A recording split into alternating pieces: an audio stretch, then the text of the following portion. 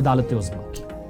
अदालत उज़्मा की बात इसलिए बड़ी इंपॉर्टेंट है क्योंकि 5 अगस्त सन 2019 को एक बड़ा फैसला मरकजी हुकूमत की तरफ से लिया गया और उस फैसले की तौसीह सुप्रीम पार्लियामेंट ऑफ इंडिया की तरफ से की गई, गैजेट नोटिफिकेशन जारी किए गए, लेकिन मामला अदालत तक चला गया था। अदालत में खुसूसी आईनी बेंच तश्कील दिया गया। बेंच ने लोकसभा के फैसले की तायद की, लेकिन मामला यहाँ ठंडा नहीं हुआ बल्कि मजीद रिव्यू पिटिशंस उस फैसले के खिलाफ हुई। और अब बड़ी खबर जो हम आपके सामने रख रहे हैं कि सुप्रीम कोर्ट ने दफा 370 पर रिव्यू पिटिशन जो दायर की गई थी उन सब को खारिज कर दिया है। 370 वाले मामले पर 11 दिसंबर को सुनाए गए फैसले में कोई गलती नहीं थी, सुप्रीम कोर्ट ने साफ कर दिया। और 5 बेंचों की आईनी बेंच ने जो फैसला दिया है वो आईन और कानून के मुताबिक है। बड़ी खबर और बड़ी बात हम आपको बता रहे हैं कि सुप्रीम कोर्ट ने ये फैसला दिया है कि जो रिव्यू पिटिशन चली गई थी उन सबको रिजेक्ट कर दिया है और ये साफ कर दिया है कि पिटिशंस डिसमिस जो हुई हैं वो 1 मई को हुई है। आज हम आपको ये खबर इसलिए बता रहे हैं क्योंकि रात देर गए सुप्रीम कोर्ट की ऑफिशियल वेबसाइट पर ऑर्डर अपलोड कर दिया गया। पिटिशन डिसमिस हुई 1 मई को और कॉपियां अपलोड हुई हैं रात देर गए ऑफिशियल वेबसाइट पर सुप्रीम कोर्ट की। और सुप्रीम कोर्ट ने जब ये पूरा मामला देखा, जो रिव्यू पिटिशंस आई थी, जो अर्जियां आई थी, और उस पिटिशन में जो जिस तरीके से चंद सवालात उठाए गए थे, चीफ जस्टिस ऑफ इंडिया ने ये साफ कर दिया कि जो फैसला सुनाया गया है उसमें कोई भी कोताही नहीं है, कोई भी सुकुम नहीं है, कोई भी गलती नहीं है। चीफ जस्टिस ने साफ कर दिया कि गवर्नर, जो साबिका गवर्नर हैं, उनके पास इख्तियारात सदर की तरफ से दिए जाते हैं कि वो अपना रोल स्टेट लेजिस्लेटर के तौर पर इस्तेमाल कर सकते हैं और उसी के पस मंज़र में ये सारा फैसला सुनाया गया है। सुप्रीम कोर्ट ने, आपको याद होगा, क्या जो रिव्यू पिटिशंस आई थी उन सब पर समाअत हुई थी और 5 जजों वाले बेंच ने जब इसकी समाअत दोबारा की तो इसको साफ कर दिया कि इसमें कोई दम नहीं है, इसलिए जो फैसला पहले सुनाया गया है 11 दिसंबर सन 2023 को, वो फैसला सही है। और इस तरीके से 2019 में लिए गया फैसला जो पार्लियामेंट ने लिया पहले 11 दिसंबर 2023 को, उसमें तौसीह सुप्रीम कोर्ट ने कर ली और 1 मई को और कल जो ऑर्डर अपलोड हुआ है इससे दोबारा इसकी तौसीह हो गई है। चीफ जस्टिस ऑफ इंडिया ने बाज़ाब्ता तौर पर इस ऑर्डर में वजाहतन ये कह दिया है कि कोई भी गलती, नो एरर, इसका वर्ड इस्तेमाल किया गया है कि नो एरर, इसमें कोई भी एरर नहीं है जी।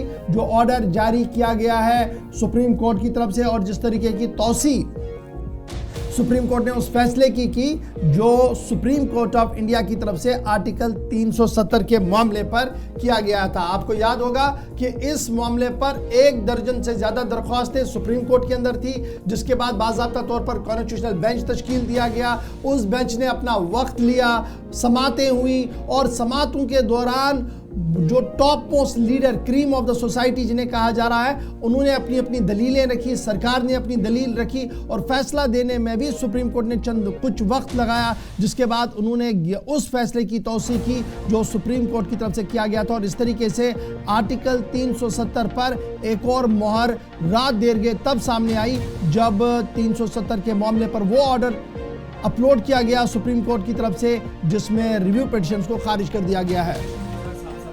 पिटिशन की जो तस्वीर है वो आपको बताएंगे क्योंकि जो ऑर्डर्स मौसूल हुए हैं और ये बहुत सारी सियासी जमातों के लिए या उन तमाम अर्जी गुजारों के लिए एक तरह से झटका भी है जो दोबारा से नजरसानी की दरख्वास्त कर रहे थे।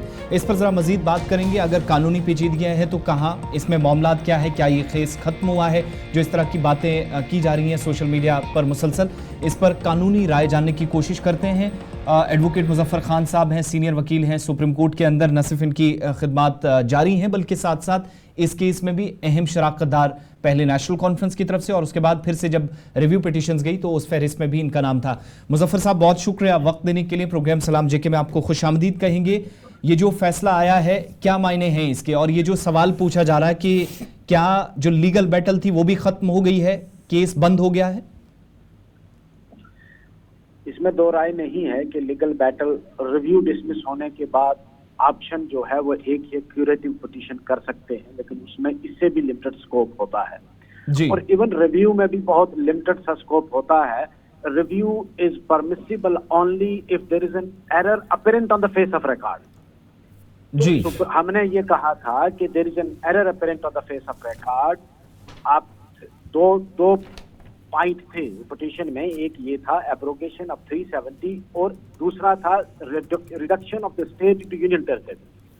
तो रिव्यू में जो खासकर जो मैंने रिव्यू की थी कि आप उस पर साइलेंट रहे हैं कि भाई क्या गवर्नमेंट के पास ये पावर है कि 356 लगाकर वो किसी स्टेट को रिड्यूस कर सकती है, तो उस पर आपने कोई अपना जवाब नहीं दिया, कोई अपना ओपिनियन नहीं दिया है। तो that is an error apparent on the face of record.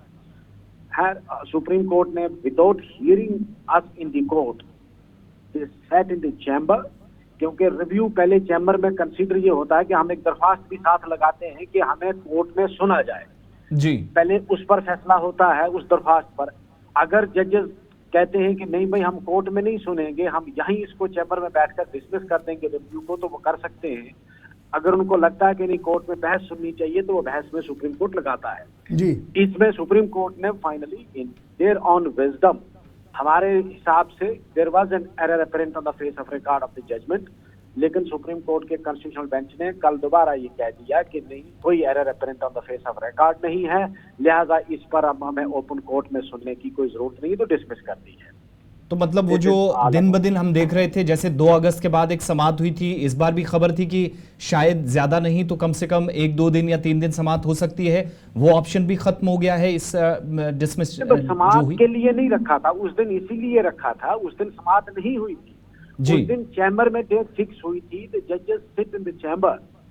वो जजेस जो हैं वो ओपन कोर्ट में समाअत नहीं करते हैं, कोर्ट में पहले उस दरख्वास्त पे उन्होंने सुनना होता है कि क्या कोर्ट में सुनना है कि नहीं सुनना। राइट मुजफ्फर खान साहब, एक जरा आम जबान में अगर हम अपने नाजरीन को सुनाना चाहे, जम्मू कश्मीर के नाजरीन को सुनाना चाहे, तो क्या लीगल बैटल खत्म हो गया या अभी भी कोई ऑप्शन है?